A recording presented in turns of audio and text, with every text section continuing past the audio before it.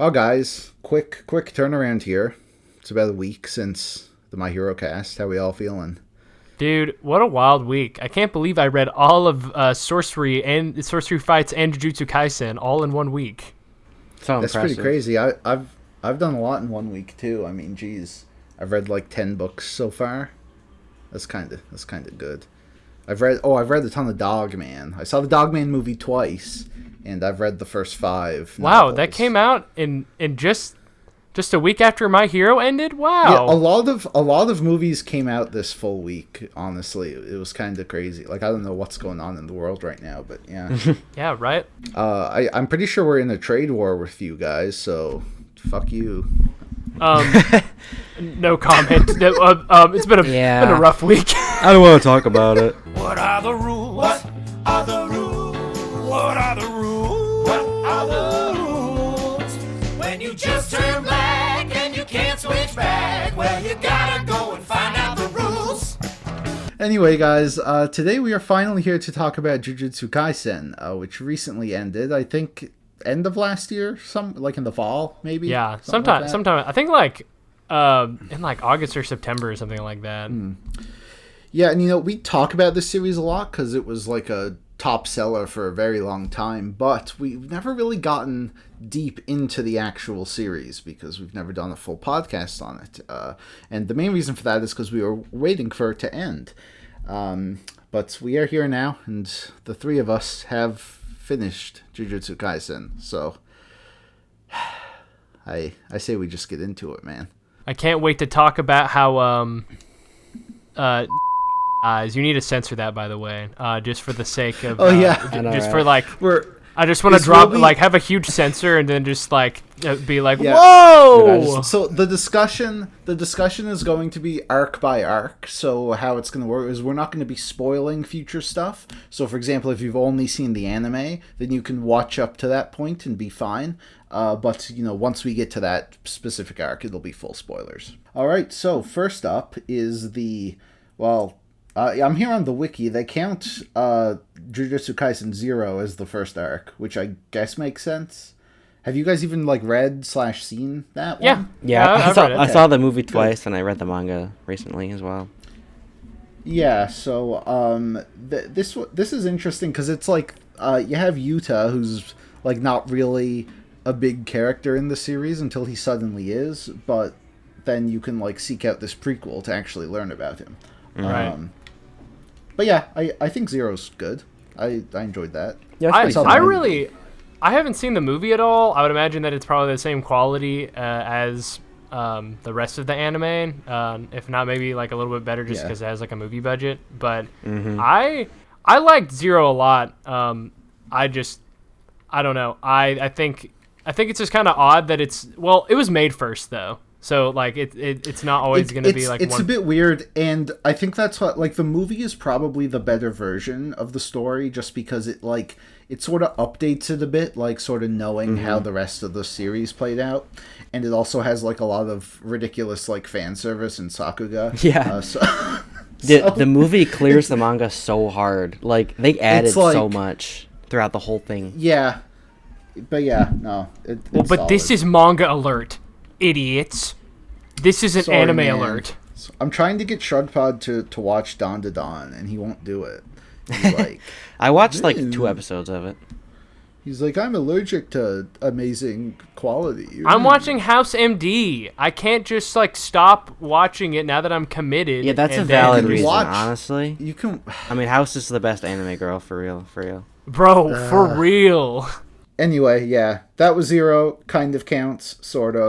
Yeah, so I liked it. I like Yuta. I thought he's got some pretty cool powers. He's a cool character. I'm getting ahead of myself, but I just wish he was in more of the good part. Yeah, I feel like we can wrap more. Yuta needs to get in the robot, to be honest. He's just kind of away for the first several arcs, but first official arc here of the series is the Fearsome Womb arc, or I guess it's just kind of the introduction here. And I remember when I first read this, I thought it was kind of mid. I read 2 chapters and I was like, I was like, it's okay. Yeah, it is kind of mid. But then I read more eventually, and I'm like, okay, never mind, it's pretty good. And then for like years, Shaman would be on my ass. He's like, hey, you said it was mid. I'm like, shut the fuck up. I was only talking about the first 2 chapters. But yeah, okay start, I think. Like the very introduction, like Shrug said, it's kind of like Bleach. It's honestly just straight up Bleach. Like the first couple of chapters, like I always kind of forget that his grandpa dies in the first couple of chapters. I'm like, oh, that's like a really big driving force for him, and not that it shouldn't be a driving force, but it's just like. It's just interesting for me later on because it just doesn't seem like that's, Yeah, important. I don't think they mention him a single time after Shibuya. No, they don't. He's like irrelevant. I remember the grandpa fell off. He's like, oh, my grandfather. But yeah, I do like. There are definitely some things I really like about the setup. Like I do like Sukuna's whole deal. I like how he's sharing the body with Yuji. And I also I like the stakes are very high in that right away they're just like, hey Yuji, we're gonna kill you. Yeah. So like the whole series pretty much he's trying to avoid execution. And there's like a bunch of people within like Jujutsu High who want to kill him, and I think that's definitely an interesting like way to go to add some stakes. Yeah. And I think it's really effective at the start. I do too. It definitely gets you hooked. Mostly, I agree with that, and I mostly think that it's cool that it is kind of a situation of everybody's like, oh, Gojo's trying to do this. Like, I think that sets up a lot, like, for how important Gojo is at the beginning of the series, just because they're just like, oh, why is he wanting to keep this kid alive? And if so, it's like, what are we going to have to do to get around that? Yeah, Gojo is definitely a very entertaining character, especially at the start. Yeah, I think the way the series first eases you into like its power system with Gojo training Yuji is really good and effective. It might not always be that way later, but again, don't want to get ahead of myself. Yeah, I just think, like, after a bit of sort of a generic start, I do think the series does a good job of, like, engaging you and sort of pulling you into its wacky world of curses and stuff. I think that does go into the first big problem that I have with the series is that while I think it's, like, it has a decent start and then it sets up, like, the very interesting, this kid is cursed, he's going to be executed, things like that. Right at the beginning, when they introduce like the concept of curses and stuff like that, I just feel like that there's not enough elaboration on how the power system works. Like, we just get more and more complex, and I'm not saying that it's like super complicated, but right at the beginning, you kind of get like a really gray area explanation of curses and like all these different manipulation techniques. And like, I'm speaking as someone who I think that like Nen is pretty complicated, but there's at least like visualization and charts that are provided that if you need to go back, there's a reference. There never feels like that there's like a reference point. Yeah, Nen is a really good comparison because again, Nen is something that is like almost like limitless with what it can be. And it's kind of the same here, but with Nen, like, you just, like, everything sort of makes sense. Someone's like, hey, I can take off my fingernails and turn it into a portal to Denmark. And you're like, oh, yeah. Okay. Yeah, the power system in this series is kind of just based off vibes. They never really explain stuff. Does this guy pass the vibe check? But here's the thing. Vibe-based power is fine in certain instances. Like we've talked about Soul Eater before. I mean, that's kind of what that series is going for.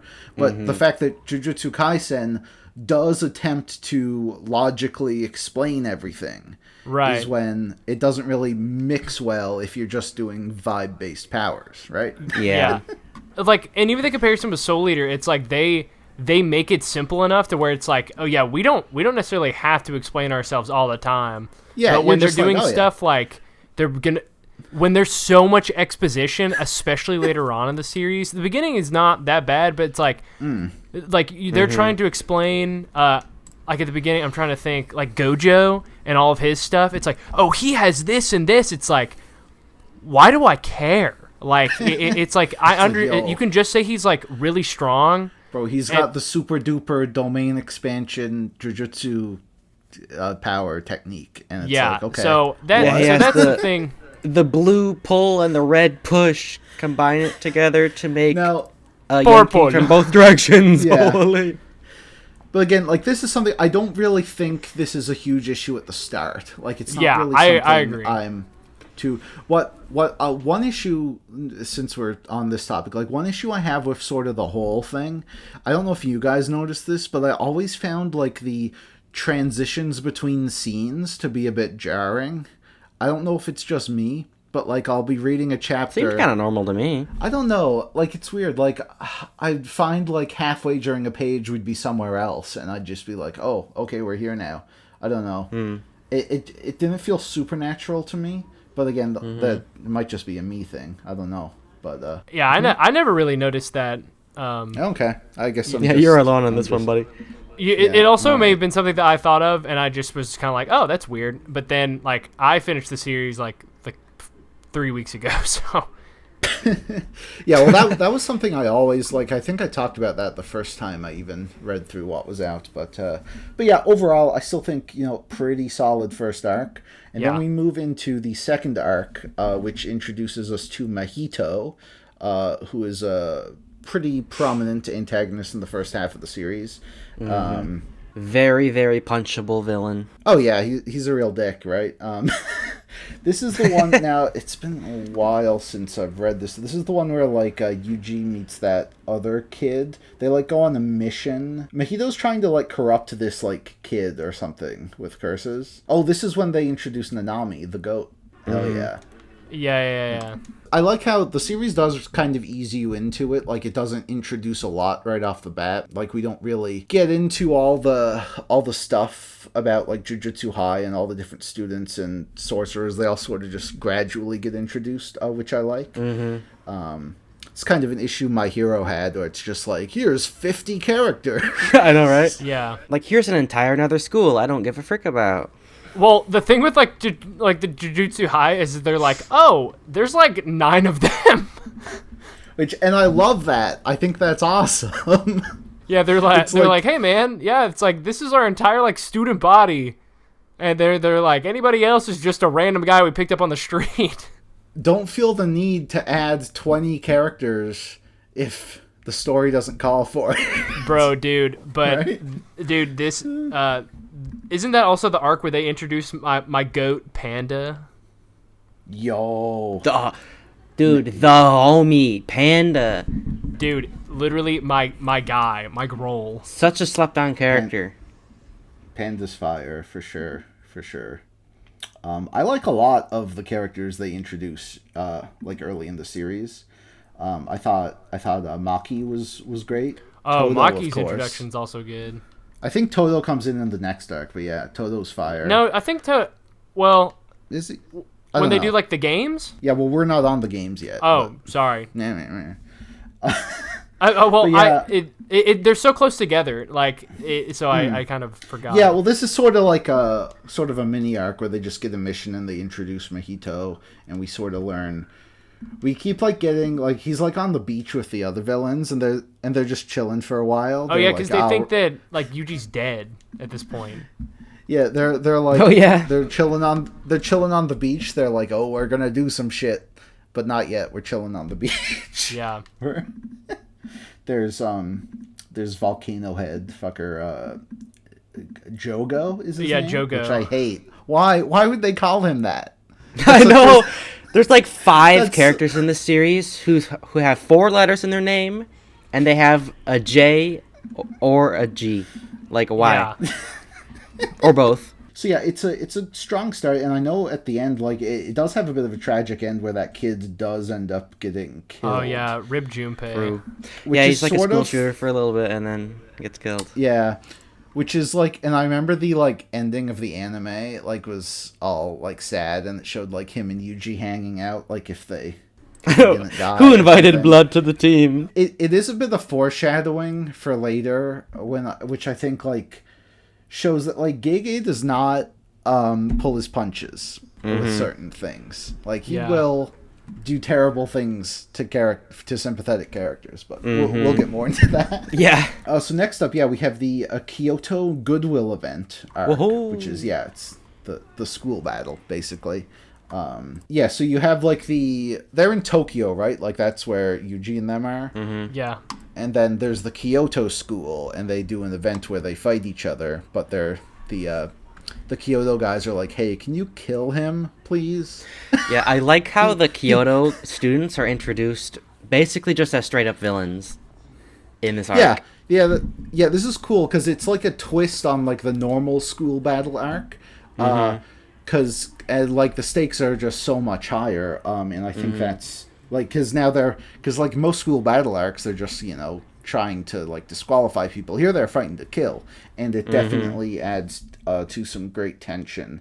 And of course, in true shonen school event fashion, it does get invaded by the real villains eventually. Yeah. And they're like, hey, how did all these little monsters that we put out here, where'd they go? Yeah, and I think one of the best parts of the early series is Todo and Yuji's friendship. Oh yeah, it's for sure. So base. Brother Yuji, my brother, besto friendo. I love that part. Yeah, besto friendo. Bro, yeah, I love Todo, and I think he's great. Yeah, I also think he has one of the more interesting powers, because I think they get really creative with like his ability to swap places with people.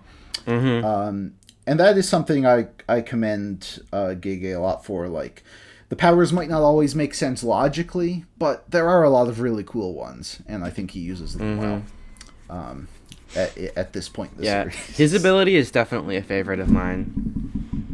What do they call it again? It has like they just give it like a goofy name. Boogie Woogie. Boogie Woogie? Yeah. And I was like, bro, iconic. my bro is so serious about wanting to just thrash this guy while saying, I'm going to do the boogie woogie. Yeah. And it's like, all right, brother. Oh my gosh. It's like Hisoka going like, I'm going to fucking murder these guys with my bungee gum. He like does the Salt Bay like mid-monologue and stuff. All right, so next up, I was thinking we were doing the flashback yet. No, there's another, the hell is this one? I don't even remember this arc. Remember, to investigate. There's like they're like investigating a bridge where some kids are like went missing. And it has like Megumi's Megumi's sister. And then Megumi has to use his domain expansion for the first time. Okay, one thing I will say that we didn't talk on earlier, and I'm glad that you brought it up, Buzz, was one really cool thing I think is really unique. I just like very unique powers like this. Domain expansions are really cool.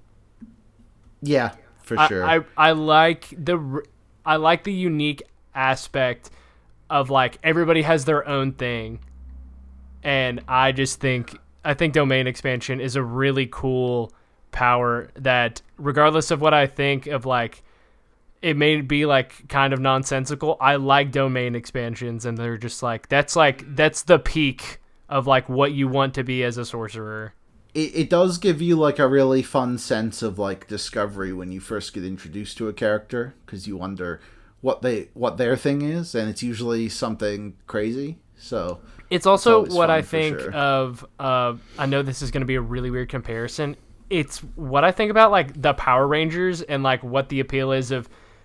It's like this specific ranger has like this weapon and this ability and this Zord, and it's like, oh, that's the same thing with like, the Jujutsu sorcerers. They're like, oh, this is their domain expansion. It's like nobody else could use this, so it's like that's cool. Mm-hmm. Well, I'll tell you what, I don't know shit about Power Rangers, so.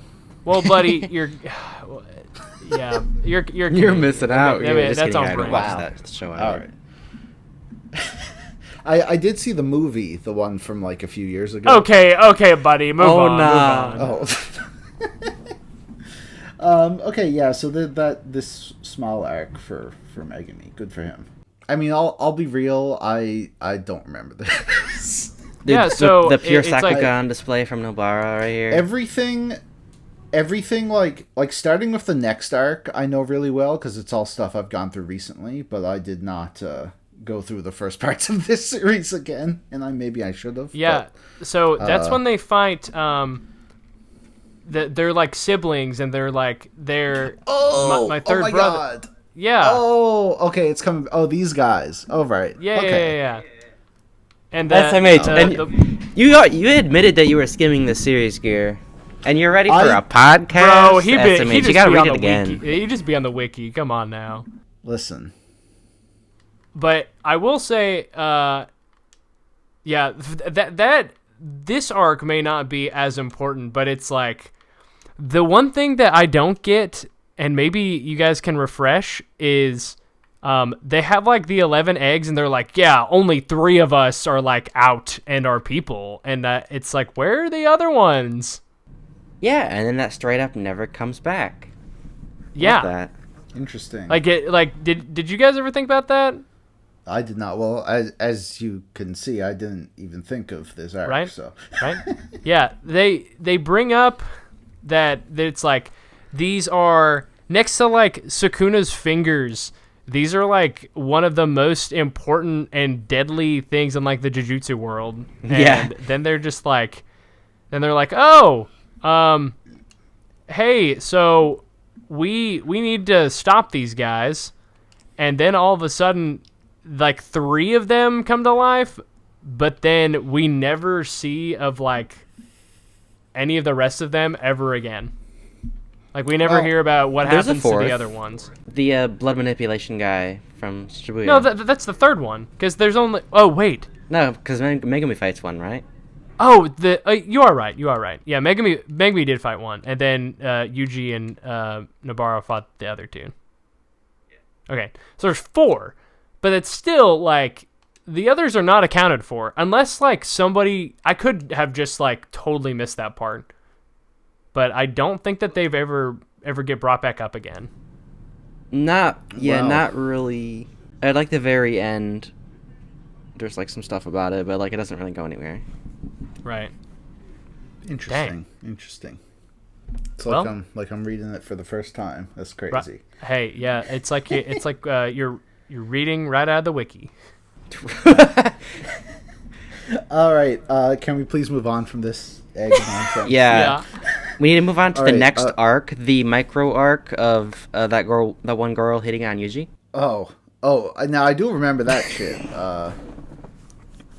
I You do? He fumbled. Yeah, the tall girl. To say. Yeah. Yeah. So this gets into, maybe it's different like when it's in the anime, but reading the manga, this starts getting into something that I personally have an issue with, but maybe some people don't. You have an issue with like I should also make it clear, I say all these things, at this point I'm still enjoying the series, but like I guess like later on it all kind of breaks down and it makes me think about these things. We're not there yet. We're not there yet. Spoiler. Don't spoil it. I think that like Megami and Yuji and Nobara just like don't have the best of chemistry. They don't have the trio sauce. They don't have the Hunter x Hunter sauce. Oh God, no. Well, very few things have that amount, but yeah. I mean, yeah, but they're like, I don't know. It almost feels like this series doesn't really have enough downtime where they're just hanging out. Mm-hmm. And I think that like that arc in particular, the one that we just finished, helps out, and us being like, oh, we are seeing that they're actually like hanging out together. That's neat. But that's the last time you ever see that. Nah, that girl comes back. Did you read the epilogue? Shut the hell up. Shut the hell up. Wait, did you? All right. The epilogue, was that like not included in the? No, it's not on Jump yet. It's Japanese only. You have to read scans for it. Well, I have not read that. Okay, because there's like another chapter that has some good stuff in it, so you should read it. Anyway, after Yuji fumbles that girl, we get the series takes an interesting direction, and we get a full backstory arc involving Gojo and his bro Geto, his boyfriend Geto, his boyfriend for real. True. We see them when they're in Jujutsu High, and they have to do this thing with the with what's her face with the kid. She's like transfer her body. She's like going to they're like the Star Platinum vessel.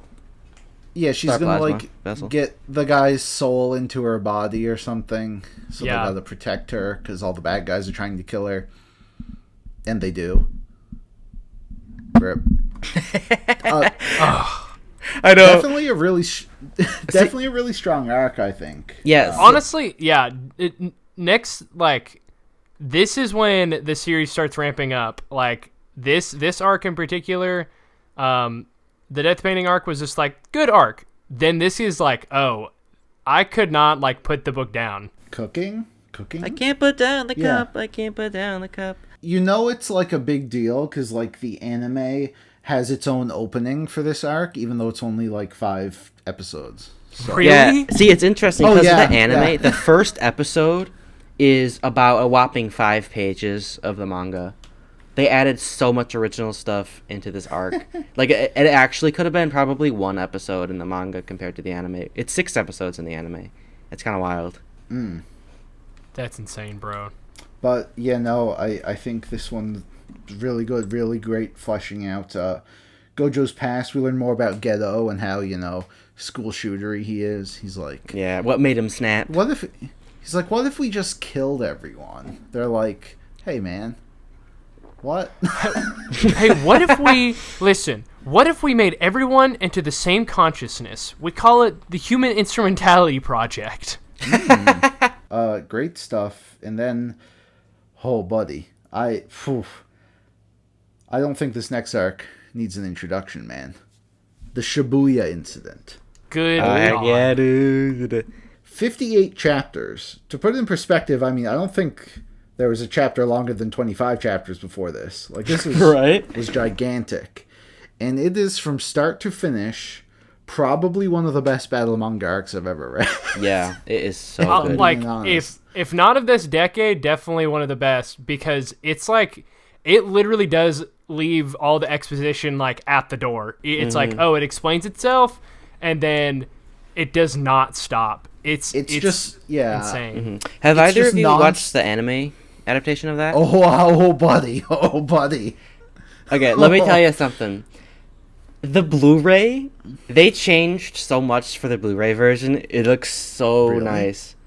It makes the original TV version look bad, actually.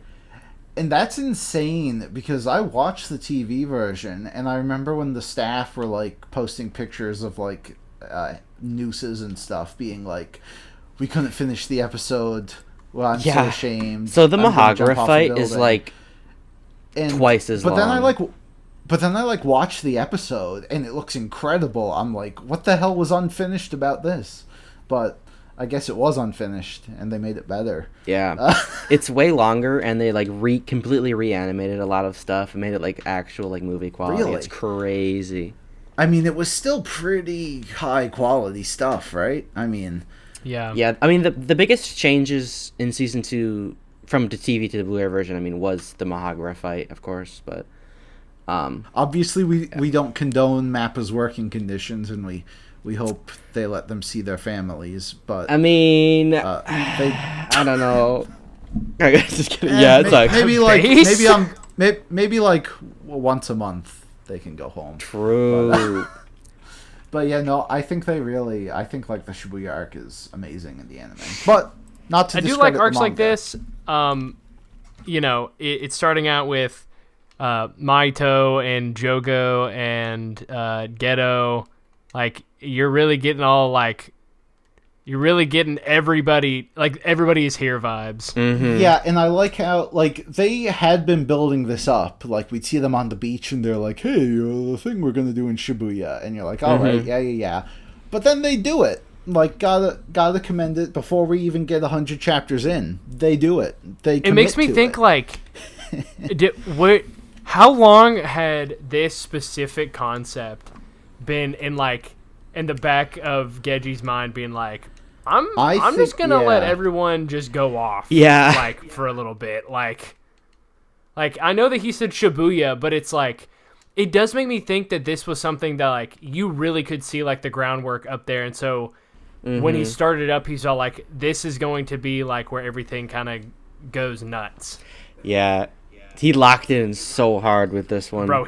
For real. And it really makes me appreciate the rest of the series more, because when you get to Shibuya, you sort of realize how much you've come to like the characters and how invested you are. Because, if you weren't, then none of this would matter. But like we were saying, this is an arc with little exposition. It's mostly just action and major developments happening. And it is so non-stop and insane the whole time. Yeah. Obviously, we can talk about spoilers here, but, the whole thing is their goal of capturing Gojo, which they do, is, crazy and monumental. We have some major deaths in this arc. Yeah. Of course, Nanami being a big one. Nobara, of course. Yeah. But, again, this is just, Again, Gege does not pull his punches when he wants to, make a point, right? He will just get rid of your favorite characters, of the fan favorites, and it won't matter, And it really just makes, it feels so different from most other, Shonen Jump manga, where, you almost always know, the main characters will be fine. But here, not really. Not necessarily. Yeah, right? the only recent similar series I guess would be Demon Slayer, where it kills off most of the cast. Yeah, but, Demon Slayer was most battle was mangas nuts. just don't kill people the way this series does. Where it's just oh, you're out of here. Yeah, I love the character. You're out. I mean, killing Nobara, it's like if Demon Slayer killed Zenitsu or something, right? Yeah, which I would have been fine with, but they right, but yeah, killing one of the main trio, we're not, maybe halfway through the series at this point. I mean, it's insane. Nanami, of course, a fan favorite. And, they have such, gross deaths, too. They don't really go out with a bang, right? They kind of just get their asses beat and die. Oh, yeah. The bar is getting absolutely laid out like that. Just, disrespectful. Yeah, well, I mean, I think that adds to it just as much too, because you get so much dread. Also, it's Nanami beating up these random people and then getting just wiped later on, and then you have Maito, who is already someone who Yuji's aggravated with, just kind of go the extra mile and let him do that, and it's they're just wanting to make him mad. They're fulfilling their goal, but they're also again, it's just mad disrespectful, and that makes it so much worse. And so it's just the salt in the open wound, that I think is just makes it so much more entertaining. And the part, which I think happened before these people died, but the part where Sukuna takes over Yuji, which is something they had been warning about the whole series, and you're oh, he's fully taken over, what's he gonna do? Turns out he's as dangerous as everyone says. Yeah. And he fucking nukes Shibuya. And he fights Jogo and wipes the floor with his ass. But Joe I Go. One of my favorite parts, I think, in the series is after Yuji regains control and he sees the destruction and he's like, you know what? Maybe they should have killed me. Yeah, bro. Yeah. It's a very just shocking moment, because it's you really didn't think the series would commit to going that crazy. And yeah. Wow. I mean, they did it. They literally It was insane. And then right after that, no, the Toto fight happened. Yeah, the Toto fight happens right after that. Yeah, and then I don't know, seeing that little I really do like that he was kind of Yuji's glimmer of hope right there. Toto was definitely designed as his character to be hey, like I'm gonna help you out. Now, I hate to move us on from peak, but we're like almost at the 40-minute part. I think we need to. Yeah, we really should. Oh. Jujutsu Kaisen, everyone, great series. Sad that it was so short, but yeah, what a tragic ending, you know.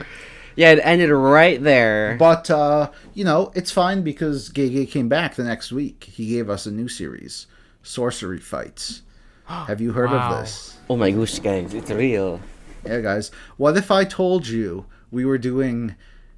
There were 1,000 new sorcerers, and they were thrown into the city, and they had to fight each other for the victory royale. Wow, that's Fortnite. Wow. Yeah, I know.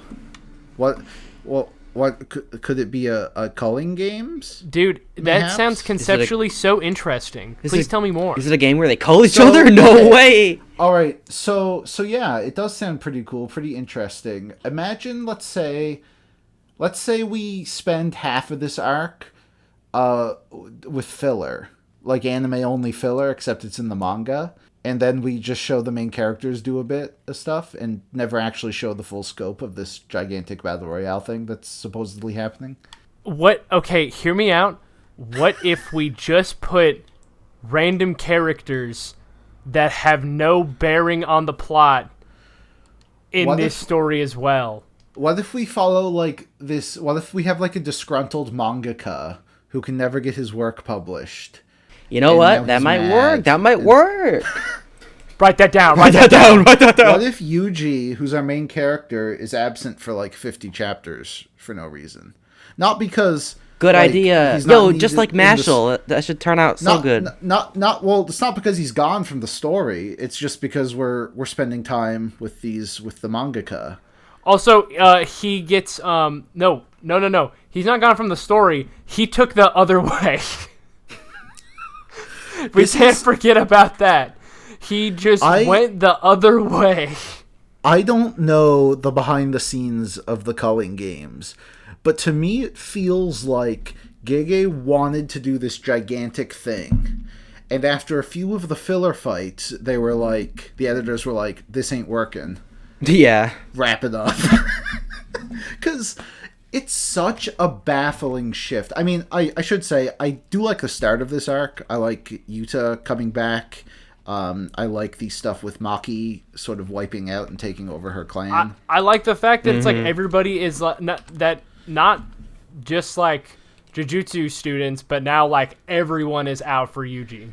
Yeah, there is definitely some like interesting concepts. The setup of this arc is really good, but like the execution of it is really baffling. Because it's really bad. By the end of it, I was like, what the hell is the Culling game? Is this a thing that's actually happening? Like, why? Like, what do you mean there's 1,000 sorcerers battling to the death? Where are they? Yeah. Right? Did it end? It didn't. It didn't. They're still like, ooh, I'm adding a rule to the Culling game. It's like, who cares? I'm adding a rule to the Culling games. I win. Oh shit! I gotta get 100 points. For those of you that that it's been a while since you've started to read the Culling games, or that you read the Culling games, pretty much essentially what we've been talking about is that 1,000 of the sorcerers got put into one area, just to literally just fight to the death. And the concept is that there's specific rules, but depending on how many points you get by either killing or like eliminating a character, like other fighters from the game, you can add rules. But the rules themselves start overlapping. Even the series itself starts to say, hey, like, this is going to overlap a certain rule. Yep. And so they're like, hey, well, can you add another rule to overlap that? So it just becomes like, it's like nobody wrote down the rules, and so everyone's like forgotten how it works. Yeah. And also, before we move on, I love how at the beginning of the arc, everybody drops in from the sky, Fortnite style. Like, Fortnite Battle Bus, where we dropping, boys, is how this arc starts. It's awesome. You just gave me an amazing idea for the theme song. What are the rules from Always Sunny? I think. Yeah. I think it's a good Yeah, one. people will Yeah. definitely get that reference for sure. Hey, I'll get it. It might take them a while. They'll be at like 45 minutes in. They'll be like, "Oh, that's why they played that song." Like, We don't know how we don't know how the culling games work. My God, it's like, and like the culling games continue into the next arc. They're just not the focus anymore. So they're like in the final battle, and they're just like, "Oh, we'll take out a few culling game players." I'm like, "Who? What? This is still happening? What do you mean?" Yeah, I love and the so, arc where the U.S. military gets involved for like. Oh, that was one single the whole page. thing too, wasn't it? That yeah, was, the What U.S. is- government. They're like, "What do you mean, ghetto? That we're going to have to wipe out humans that are not sorcerers, and that we're going to have to reveal Jujutsu to the world?" Like, it's Dude, not. is It's just an That's it's an straight out of isolated Death incident Note. with. Yeah, the thing is, like, it's an isolated thing within Japan. Like, there was genuinely no reason for the U.S. to get involved, which is a really odd sentence that I'm saying about a manga. like the foreign affairs did not have to be Do you know like. what's weird? There are a shocking amount of manga who like show the U.S. government for a brief period of time. That happens so often. Now that you think about it, like what the, like, Yeah, like Death Note. and like sometimes they'll include the real My people. Hero. Sometimes they'll just make up whoever. But yeah, they always seem to do it, which I think is interesting. Although it doesn't always really make sense. Is what I'm saying. And yeah. So we have. Okay, so who are like some significant people that get added on? There's the angel character. Angel. yeah, Okay. true. I will have to say, she bothers me, and I think this goes on to more about what I was saying. Like, there's no chemistry between Megumi and Nobara and Yuji, and maybe it's that different in the anime. I don't know. I haven't seen it, but I get so bothered when Yuji's just like, she's gonna replace Nobara in the group, and I'm like, bro, you barely knew Nobara, and then it's like, and then they proceed to like hardly show Angel. I think at all. I think it was around this time that the Jujutsu Kaisen wiki officially set Nobara's status to deceased, because for a while they were coping really hard that she was still alive.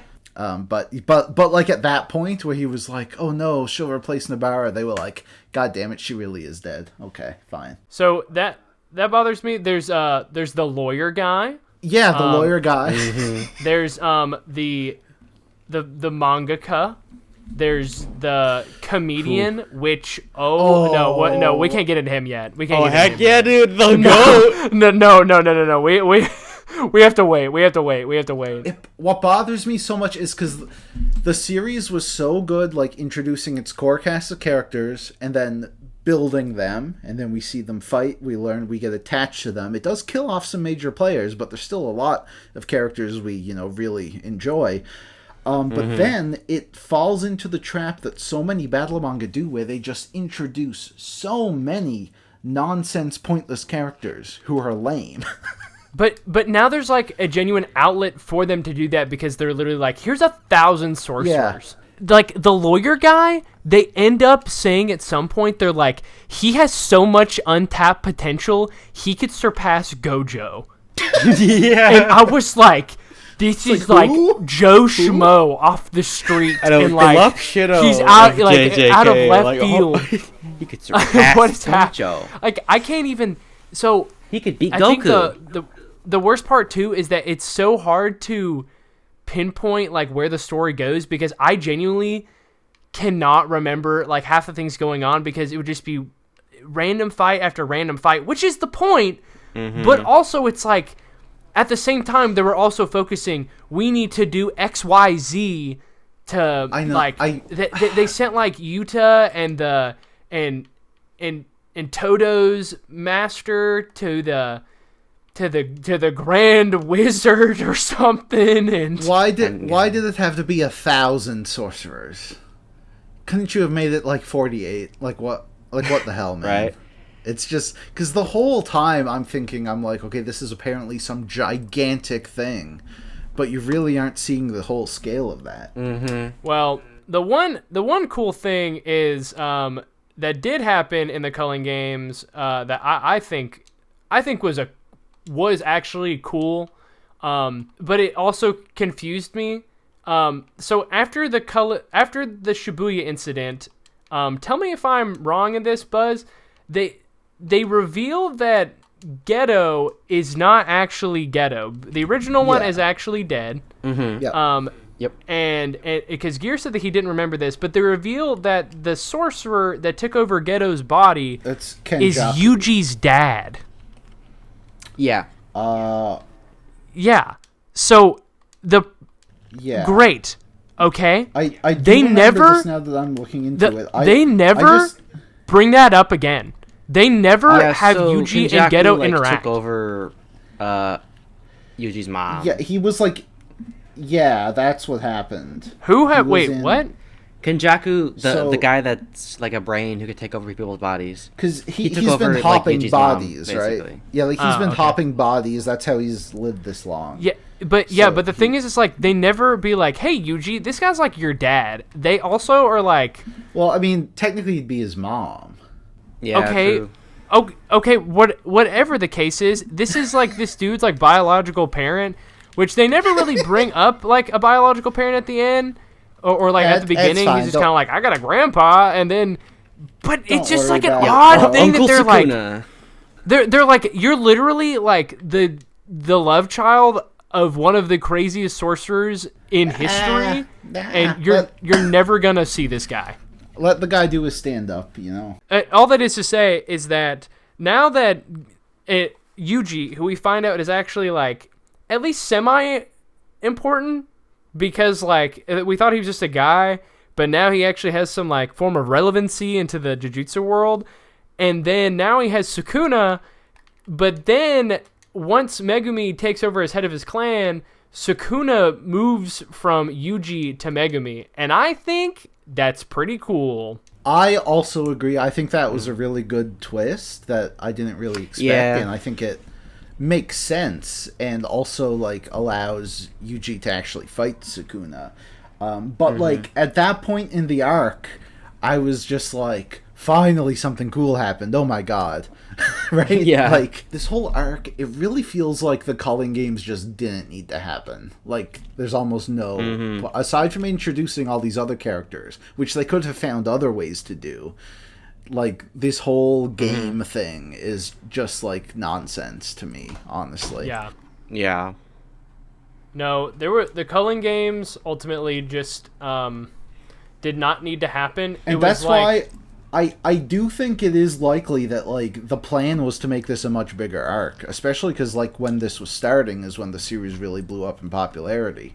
But I don't know what happened. It almost feels like it got too big and Gege just didn't know what to do, so he just sort to a of... point, I think that they took all the good parts of the Shibuya incident which were the isolated like fights, and they turned them into and it just became like super too much exposition, and then just like too much, I don't know, there were too many stakes like on the line, and it's not a bad thing to have stakes, but it's like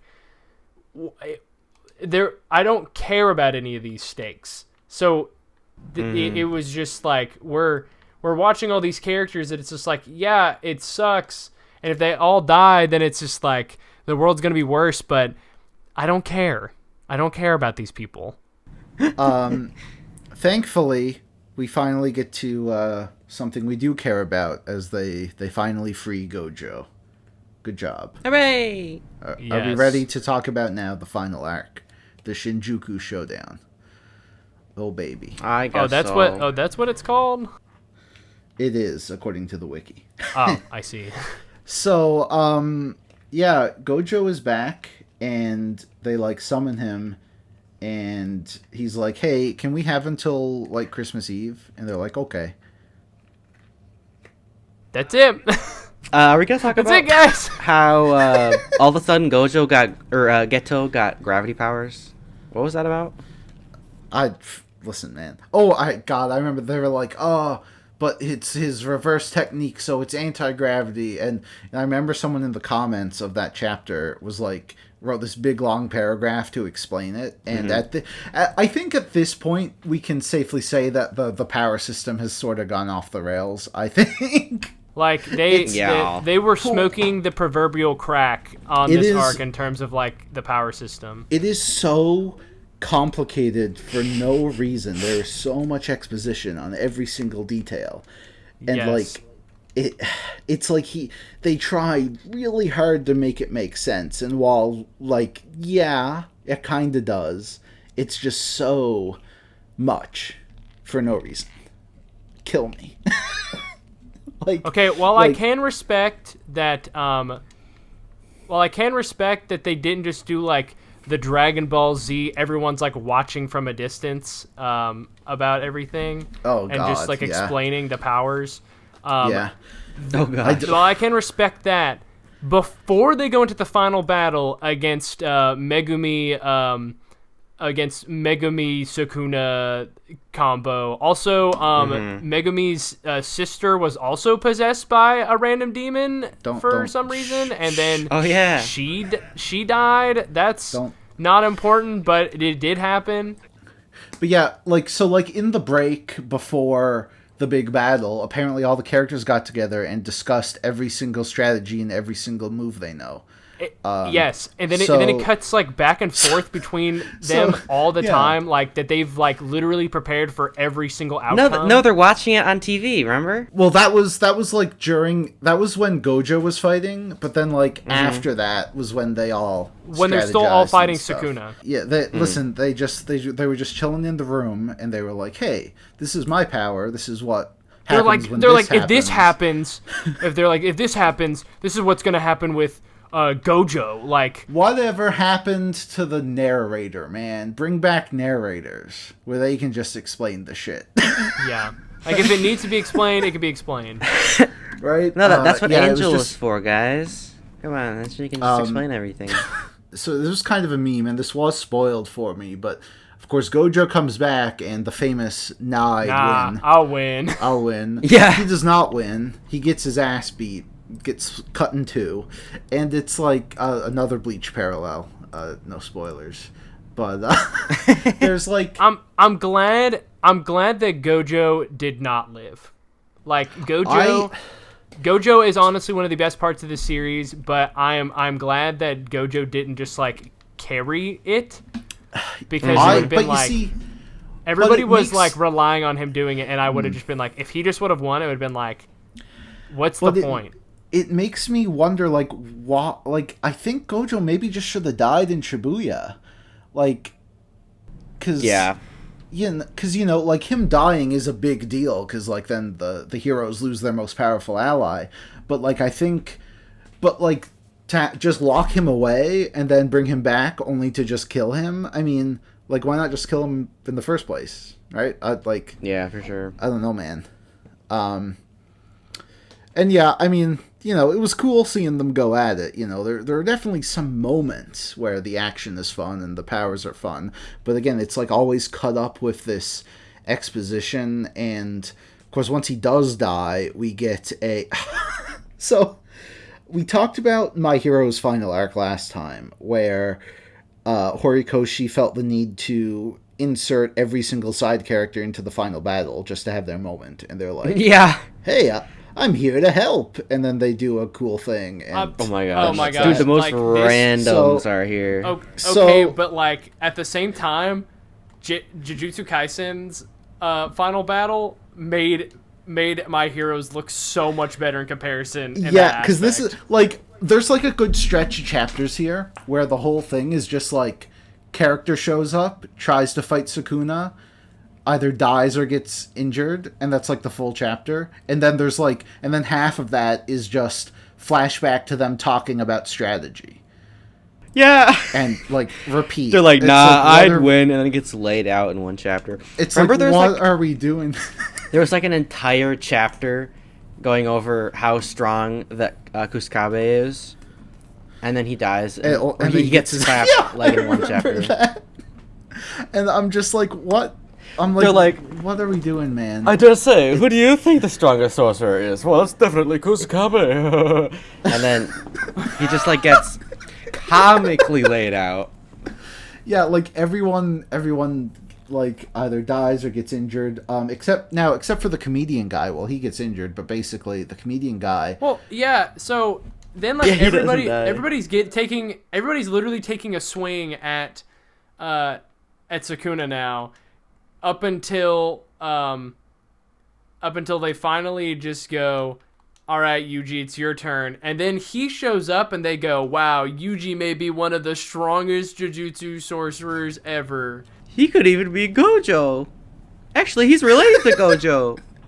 Yeah, it's like, it genuinely... Gojo's like, his dad, actually. Won, I guess. I mean, he's the main character, but also, like, it was so crazy. And then everybody gets, like, their chance. Like, everybody gets, like, their collective punch on Sukuna, and then it's just like, well, I'm going home. Never mind. Yep. But anyway, while this is happening, though, the stuff with Gedo, so we have the comedian guy who was introduced in the Culling games, basically pulls Gedo into the domain, and they have a stand-up comedy show. Mm-hmm. Oh my gosh. And Gedo is really into it. So he's like loving it, and this gives time for Yuta to come and cut his head off. And it's like, I don't even know what to say to that, man. Like, what? Yeah. Like it's okay that Yuta like gets I'm glad Yuta was the one to do it. I'm glad the comedian didn't kill him. I know, right? It makes sense that like Yuta killed him because he remembers him like as like Gojo's enemy, but now it's like, but what's the point? It's just such a weird scene for this guy. Like, and then like right before he dies, he's like a floating head, and he's like, "Oh, add a new rule to the Culling game." I'm just like, "Shut the fuck up!" I'm like, "The Culling games? They're still going on? What?" I know, right? And then before that though, Geto's like, "Yeah, but if I destroy this one stone, everyone dies instantly, and the game is over." Yeah. You die in the game, you die in real life. No, literally. Yeah, that it doesn't make any sense. Here's the thing, guys. So we've seen everyone go after Sukuna. He's beating their ass. Now Yuji's gonna fight him. What's he gonna do? I don't know how he's gonna do it unless there was like one specific power that could be used. The literal MacGuffin of the entire fight. But whose? Like, I don't know. Like, I mean, maybe if Nabara was still alive, we could use her nails. But Gear, of course she's I dead. have some great news for you. Oh, Nabara is not dead. Hooray! But the wiki updated her. I don't give a frick about the wiki. Screw literally all of the Jujutsu Kaisen fans. She's alive, and she has an eye patch. Okay, but just like Metal Gear. Yo. Can I ask, like Metal Gear. Can I ask how she's alive? There was one throwaway line at the end of the Shibuya incident where they said, she's probably dead, but I might be able to save her. So it was never really confirmed. True. Well, okay. Anyway, yeah. So Nabara shows up, hits Sukuna with the one-shot weapon. And yeah. I'll win. Yeah. So it's funny because when people talk about like bad rushed endings, Bleach comes up a lot. Because like the final fight is just like, hey, here's something that can one-shot the boss out of nowhere, and then they one-shot the boss out of nowhere. This is worse than that because not only do you have the thing to one-shot the boss out of nowhere, but it comes from a character who we thought was dead for the past, 150 chapters. Yeah, it's not like that they were like... We had no reason to believe that she was alive or that her powers would do this. Yeah, and it's also like, yeah, there was no mention of it. It's like somebody... In all of the exposition, it could have been at least, serviceable for them to be like, if we had an ability like Nabara's... then that would make sense. But also they have They could also have explained it. They have an ability that lets you revive someone from the dead and use their body. That's what they do with... Yeah, if only they use that. Oh, yeah, doesn't Yuta jump in Gojo? Yeah, that was a big and thing. Gojo's body. And, like, after he, like, takes a lot of damage or, like, gets killed, and then, like, before he gets sliced in half, before he's, like, double dead, and so it's like you're in denial about being like, oh, you know, he's not really dead, but then it's like Gojo's actually dead. You could have used that, for example, and you could have been like, I'm going to go find Nobara's body. Because I think that might have actually been, like, a cool twist. They'd be like, Nobara, but then you see, like, she's dead. Mm-hmm. But, yeah. And so, and then, like, the very last chapter, it's weird, because it shows, like, our main trio, quote-unquote trio, going on, like, a standard mission. And it's weird, because, like, I think this would work and be a cute ending if the series didn't get so bad. Like, yeah, right? Because, like, now Megumi's fine. Megumi's fine. Nabaro's alive. And then they're like... Yuta's alive. There's, like, Maki and Inumaki and Panda. And then, like... heavily underutilized Panda. Oh, yeah! Like, and, right? like, Todo does not show up until the very final fight. I will give them credit. I do like how Todo was part of the final fight with Yuji, because, you know, besto friendos and all that. But yeah. But he didn't even show up until like the very end. It's like, where was he? Buzz, tell us what happens in the epilogue. I'm not asked to read that thing. So it's like a collection of mini chapters. So one of them is Panda in the future. Yuta has grandchildren, and the grandchildren are exploring an attic, and they find Mini Panda, and Mini Panda talks to them. They're like, "Kya, it's a ghost." And then there's some monologuing, which is like, "Panda can't die, but he has since mostly lost his consciousness in the last 20 years. Sometimes he speaks to people." The end. And then there's a flashback to Sukuna, where he meets his femboy girlfriend boyfriend for the first time in the past, and it's like kind of cute. And then there's another flashback where Yuji meets that one girl again, the tall girl at the train station, and she's like, "Yay, I met my crush again." And he's like, "Oh, I'll walk you to the train." The end. I gotta ask, folks, what the hell happened? How did this go from, like, legitimately one of the best, like, battle manga that was currently running to this? Like what? Yeah. I don't get it. So I wish I haven't pulled it up, but it is worth mentioning because I said I was going to mention it. There's an interview that has been circulating around, and I think the current translation, I could be wrong, and I could be reading a bad translation, but there's a lot of people who have read this interview from Geji, and he's like, essentially saying, I'm an idiot. I think that I was stupid while writing the story. We'll get him next time. And like, he was like, I'm dumb. My story's dumb. Good night, everybody. Mm-hmm. And that's kind of it. But, like, the thing is, like, we know he's not and is capable of writing fire. Mm-hmm. But I really think, like, it's possible that, like, I don't know, maybe the success got to him. He just made some bad decisions that made the story just get a bit out of control, and the way things were so complicated, he just sort of didn't really know how to deal with it, so he just kind of shit out the last bits. There's that. It could be that success got to his head, especially if you said that, like, the anime just started getting popular right at the start of the Culling arc. That makes a lot of sense. But it also could be the same thing for his editors. Like, maybe they handed him more than he could handle, and then they were like, okay, this is, like, the expectation.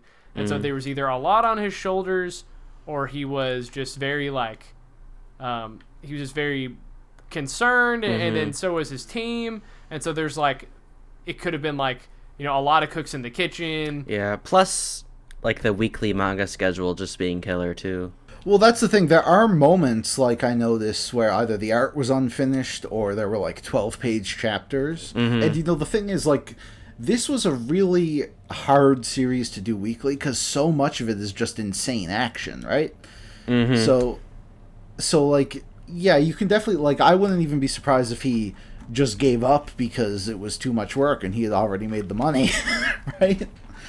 But yeah, it's whack, man. Also, there's one thing I want to talk about with the final battle.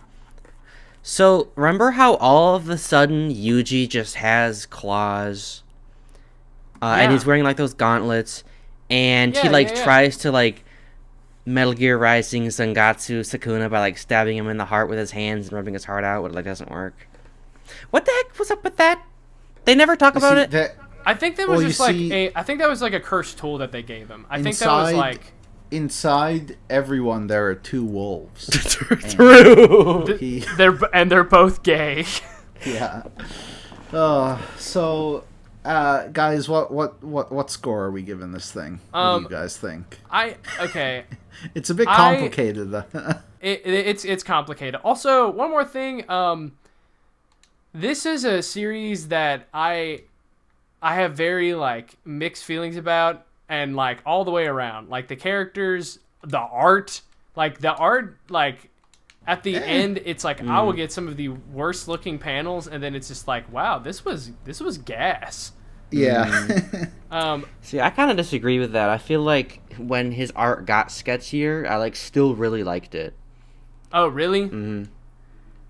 I don't know. I think that there are some, like, mangakas that have had, like, messy art, and, like, I know this is not a popular take, but I really enjoy like the really kind of maybe scratchy is the right term, but I kind of like a lot of the like scribbly art of like the Seven Deadly Sins. Like there's a lot going on, and it's like I kind of enjoy that, but it doesn't feel like that's the same effect here, and so I'm just not as I'm just not as fond of it.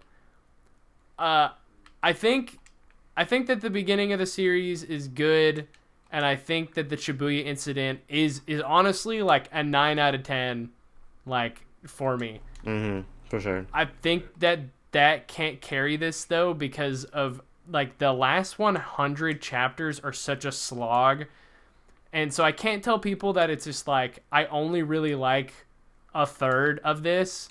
So it's hard for me to recommend reading it all the way through. Breaking the bit for a second. Sorry, guys, it hasn't actually been a week since My Hero. One of the reasons it has taken so long, I will take some blame for it because while this is not a lot of content to get through, it took me a very long time to... Yeah, we noticed. Like, Shrug was like, oh, guys, I can't do it this weekend. I'm like, good. I can stop reading for a week. Yeah, but yeah, anyway, continue, Shrug. I don't know. I'm really conflicted. It's so hard if it's like an average. I don't even know how you do like an average score. I would probably just give it like a 5. Really? Okay. And go on my way. I don't know. I literally am so conflicted by just the last arc. You see, I really enjoy most of the series, even though it's a light most. It's like maybe 60% of it. And, I think parts of it are still so good. And if you're looking at, like, Shibuya arc and even just, like, the anime, like, I think it's one of, like, the most fire action anime of, like, the 2020s so far. And, like, I really don't like the Culling games or the final arc, but I still think I'd give it a 6 out of 10 and, like, recommend it overall. It would be I'd be, like, a huge caveat. I'll be like, oh, yeah, I love the first parts. There's, like, some really amazing stuff, but... after a certain point, I'll just be like, no, thank you. But yeah, I think all of it comes down to like explaining that it does have a good first like 2/3, that just really falls off at the end. But like the ending is important to a lot of people, so that can be a major turn for sure. Yeah, I mean there are some people who will be like, "This is garbage" because it didn't stick the landing, which it's a fair opinion to have. But I'm someone who like, if you give me a lot of fantastic content, I'm not going to complain, right? Yeah. I'll be like, yeah, I'll still recommend like watching the Shibuya anime to anyone because it's fantastic. Like you might not get an eventual great resolution, but the stuff you do see is fire. So yeah, right. Yeah, I kind of disagree a little bit with that. Well, fuck you. Get off my cast. I'm kidding. Genuinely really liked most of the series, and I do have my problems with both Culling Game and the final arc, but I think like most of this series is like genuinely peak, and because of like the ending falling off, I would only drop it down to like an 8. Like I really like this series a lot. Like I mean, I've seen the anime twice, read the manga 1.5 times. Like it's a favorite of mine, and I've not really like reread a series like that for like a battle shonen because I don't know, it's just like it just hits different for me. I don't know, it just kind of itches my brain a little. Like I just really like it, Yeah, no, that's fair. I do hope that they somehow manage to fix certain things when they do the anime. Yeah, for sure. I don't know how likely that, because like I enjoy watching the anime so much. Like it would just really suck if that also. So like I don't know. Maybe they'll try something else. Probably not. But yeah, I'll still probably watch it, at least season 3, because I like seeing that stuff. But I think it'll be cool to see Maki wipe out her clan with Sakuga. Yeah, not having most of the cool Maki stuff being off screen will be so cool. I also think I never want to like. This is how I feel with like My Hero and like Attack on Titan, which are series that I have like said on the cast that I'm like I feel like the same way like here. It's like how do I score this if I don't like the ending, but I really am like, wow, what a good lead up. Is that I think that like endings can be so different because like Attack on Titan, I read the first chapter, like the last chapter, the day it came out, and so and kind of in the same thing with Jujutsu Kaisen, like I read that I was kind of around when the general consensus was around, so it's like I want people to feel like that they can like you should go read it and make your own opinion. It really depends how many like pivotal points there are throughout the series. Almost like Attack on Titan has so many amazing moments throughout the whole thing right up until the ending that I can still shut the hell up. I stand with that. Attack on Titan falls off like halfway through. That's insane. What the hell? But like it's a series I'd still be like, yeah, I really enjoy the series because even though it didn't stick the landing, there were so many great moments throughout. But then there are stories. I'm trying to think of I don't know, maybe like Erased or something, where like the whole thing hinges on the ending, and the ending is so terrible that it's like I can't recommend this. Even though I might have enjoyed the first half when I was reading it, like the ending completely invalidates it. And I don't think Jujutsu Kaisen is like that. I think it definitely has enough great moments throughout that I can, still recommend it to people. But again, we know. Yeah. If I did like an average score, like I think that would look different. Maybe I could do better math, but this is manga alert, not math alert. Listen, my wife does better math than I do. My wife. So I don't know. Maybe it's just like I think it's just worth saying. It's like I would give it a 5 out of 10, but also just kind of how I say with everything on this cast. Like if you like the series and you're like the Culling games is my favorite part. So much power to you. It just does not make any genuine sense. I don't know if I'd give them any power. Kind of alarming. Yeah. Gotta sick the comedian on you. Yeah, it just like, and I don't know. I wouldn't. At first, I was saying like maybe the Culling games aren't necessarily like inherently bad, but it's like it just got too big for its own britches. Yeah. Read Hunter x Hunter instead is my review. Yeah, that's the moral of this podcast. Just read Hunter x Hunter. Anyway, folks, thank you for joining us for Jujutsu Kaisen. Next up, we have Dandadan, which Shrug keeps referring to it as DDD, and I don't like that. It gives me the ick. I don't know why. Because I don't want to type Dandadan in the group chat all the time.